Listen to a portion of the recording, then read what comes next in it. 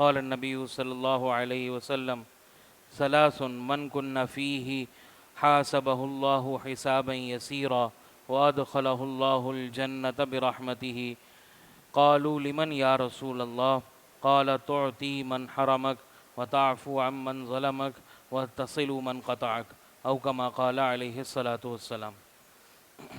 میرے بھائیوں، دوستو، بزرگوں، جب انسان اس دنیا میں پیدا ہوتا ہے تو پیدا ہوتے ہی اللہ رب العزت کی طرف سے اس کے ساتھ رشتے ناطے جڑ جاتے ہیں۔ پیدا ہونے کے بعد وہ بیٹا ہوتا ہے، کسی کا بھانجا ہوتا ہے، بھتیجا ہوتا ہے، اسی طرح مختلف رشتوں کو اس کی نسبت خود بخود مل جاتی ہے جو اللہ رب العزت نے عطا کی ہے۔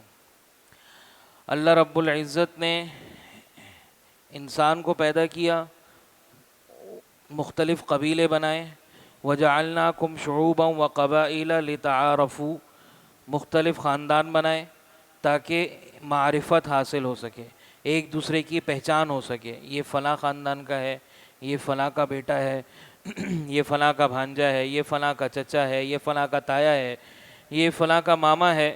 تو اللہ رب العزت نے یہ اپنی طرف سے، اپنے رحمت سے یہ ساری چیزیں بنائیں، اور اللہ رب العزت نے اپنے کلام پاک میں اپنے رشتہ داروں کے ساتھ حسن سلوک اور رشتے کو جوڑے رکھنے اور رشتے کو توڑنے کے خلاف انتہائی سخت الفاظ استعمال کیے۔ ایک زمانہ ایسا تھا کہ جب بچہ پیدا ہوتا تھا تو اس کے بعد جب وہ بڑا ہوتا تھا تو اس کو سکھایا جاتا تھا کہ یہ فلاں رشتہ دار ہے، یہ فلاں رشتہ دار ہے، یہ فلاں۔ پھر آہستہ آہستہ یہ زمانہ ایسا آتا رہا اور اب یہ حال ہو گیا ہے، اور آئندہ پتہ نہیں کیا ہو کہ آدمی اپنے سگے رشتہ داروں کو بعض اوقات نہیں پہچانتا۔ سگے رشتہ داروں کو، جس میں چچا تایا بھی آتے ہیں، خونی رشتے جو ہیں، ان کو بھی نہیں پہچانتا۔ حضرت ابو ہریرہ رضی اللہ عنہ فرماتے ہیں کہ آپ صلی اللہ علیہ وسلم نے فرمایا تعلموا الانساب وعلموہم ابناءکم، خود بھی اپنے رشتہ داریوں کو سیکھو، یعنی جانو کہ میرا کون کون رشتہ دار ہے، اور اپنی اولادوں کو اپنے رشتوں، ان کے رشتوں کے بارے میں بتاؤ کہ فلاں میرا رشتہ دار ہے، فلاں تمہارا یہ لگتا ہے، فلاں تمہارا یہ لگتا ہے، تاکہ تم ان کے ساتھ صلہ رحمی کر سکو۔ اسلام ایسا مذہب ہے جو معاشرت پوری سکھاتا ہے، گھر میں کیسے رہنا ہے، رشتہ داروں کے ساتھ کیسے رہنا ہے، اپنے کاروبار میں کیسے رہنا ہے، ملازمین کے ساتھ کیسے رہنا ہے، اپنے ذمہ داران کے ساتھ کیسے رہنا ہے، ہر چیز، ایک ایک چیز اسلام بتاتا ہے۔ تو کیا اسلام ہمیں رشتے نبھانے کے بارے میں نہیں بتائے گا، جس میں انتہائی کوتاہی آج کے زمانے میں موجود ہے؟ اللہ رب العزت نے، آپ صلی اللہ علیہ وسلم نے فرمایا کہ خلق اللہ الخلق، اللہ نے تمام مخلوقات کو پیدا کیا۔ جب ساری مخلوقات پیدا ہو گئیں تو رشتے کو بھی بنایا، رشتہ داری کو پیدا کیا۔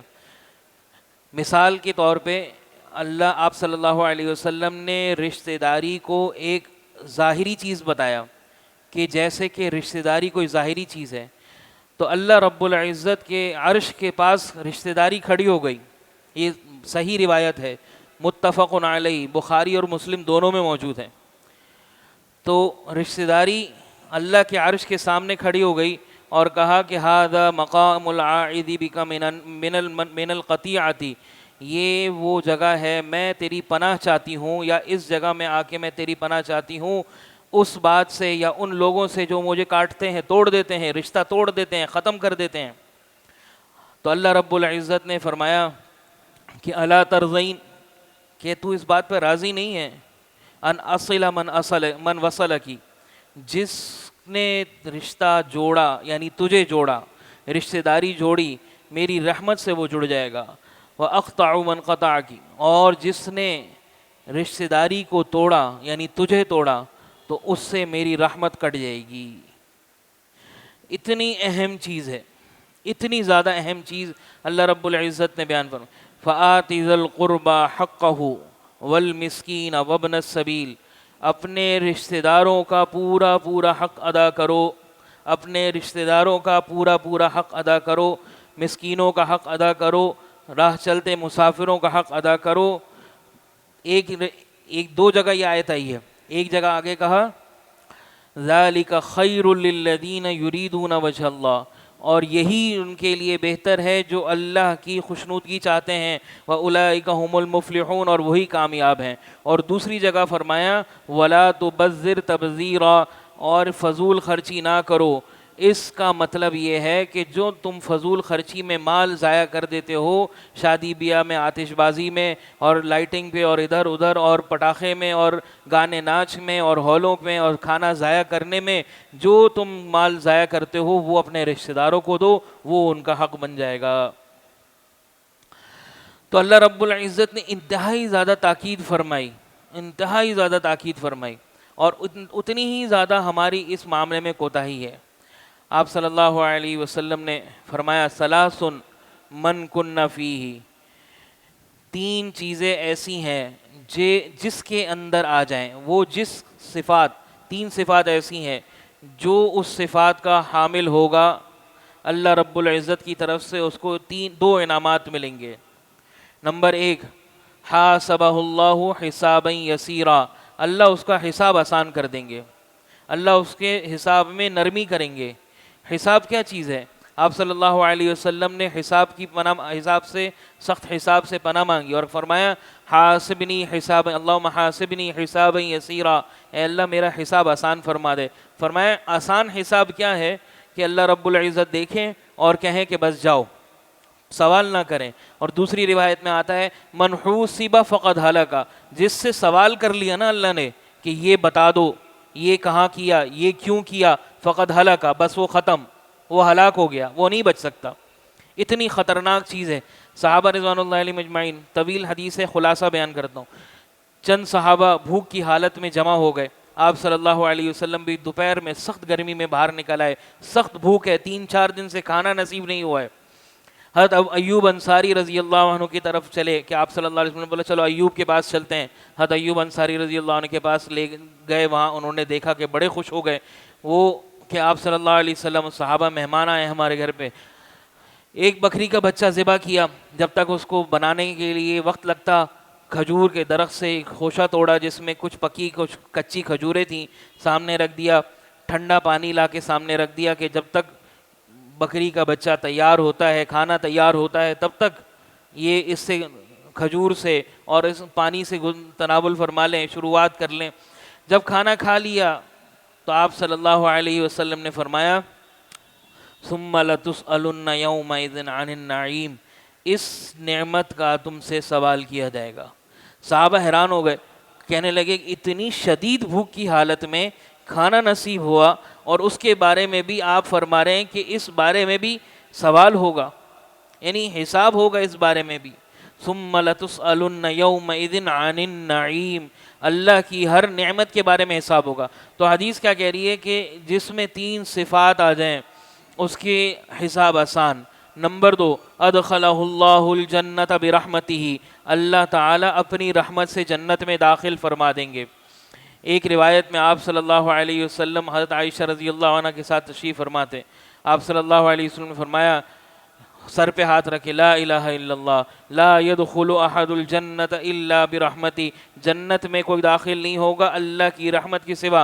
عائشہ رضی اللہ عنہ نے فرمایا ولا انت یا رسول اللہ، کیا آپ بھی؟ فرمایا ولا انا یا عائشہ، عائشہ میں بھی اللہ کی رحمت سے ہی جنت میں جاؤں گا. تو حدیث کہہ رہی ہے کہ جس میں 3 صفات ہوں اس کو اللہ حساب یسیر عطا فرمائیں گے، حساب دیکھیں گے، کہیں گے جاؤ. نمبر 2، اللہ رب العزت اپنی رحمت سے جنت میں داخل فرما دیں گے.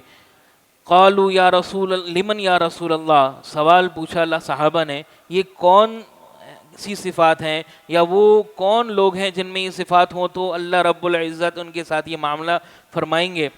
آپ صلی اللہ علیہ وسلم نے فرمایا تعطی من حرمک، جو تجھے محروم کرے، نہیں دے، تیرا تجھ سے دینے سے رک جائے، اس کو دو. نمبر 1، سب سے پہلی صفت، جو تجھے دینے سے منع کر دے، نہیں دے، اس کو دے دو. آج ہمارا کیا ہے بھائی، اس نے ہماری شادی میں اتنے دیے تھے تو ہم اتنے دیں، اس نے ہماری شادی میں نہیں دی ہم بھی نہیں دیں گے، اس نے فلاں موقع پر ہمارا ساتھ دیا تھا ہم کریں گے، اس نے ہمارا ساتھ نہیں دیا تھا ہم نہیں کریں گے. یہ تو ہمارا حال ہے.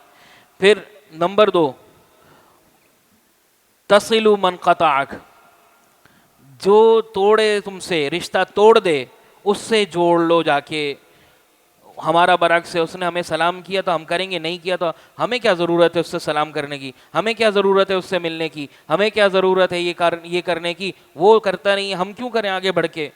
تو حدیث کیا کہہ رہی ہے کہ جس نے تم سے توڑ لیا اس سے جوڑ لو. وَتَعْفُ عَمَّنْ ظَلَمَكَ، اور جو تم پر ظلم کرے. تیسری چیز ہے، جو ظلم کرے. ایک ہوتا ہے معمولی تکلیف پہنچا دینا، وہ ظلم نہیں ہوتا. ظلم ہوتا ہے کہ حق کھا جانا، وراثت کا حق کھا گیا، مال کا نقصان پہنچا دیا، جان میں نقصان پہنچا دیا، بہت بڑی زیادتی کر لی، ظلم کیا، عزت آبرو پہ آنچ پہنچا دی، اس نے ظلم کیا تمہارے ساتھ، اس کو معاف کر دو. یہ 3 صفات ہیں. یہ معمولی کام نہیں ہے، بہت عظیم کام ہے، بہت ہی مشکل کام ہے.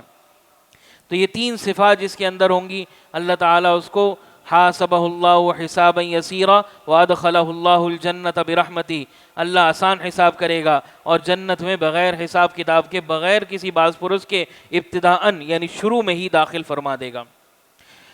اور حدیث دوسری طرف کہہ دی ہے، ہم سمجھتے ہیں کہ ہم کسی نے ہمارے ساتھ اچھا معاملہ کیا، ہم نے اس کے بدلے میں اس کے ساتھ اچھا معاملہ کیا تو ہم نے بڑا کام کیا. اور حدیث کہہ رہی ہے لیس الواسع بالمکافئ، جو تمہارے ساتھ بھلا کرے اس کے ساتھ بھلا کرو، جو برا کرے اس کے ساتھ برا کرو. یہ صلہ رحمی نہیں ہے.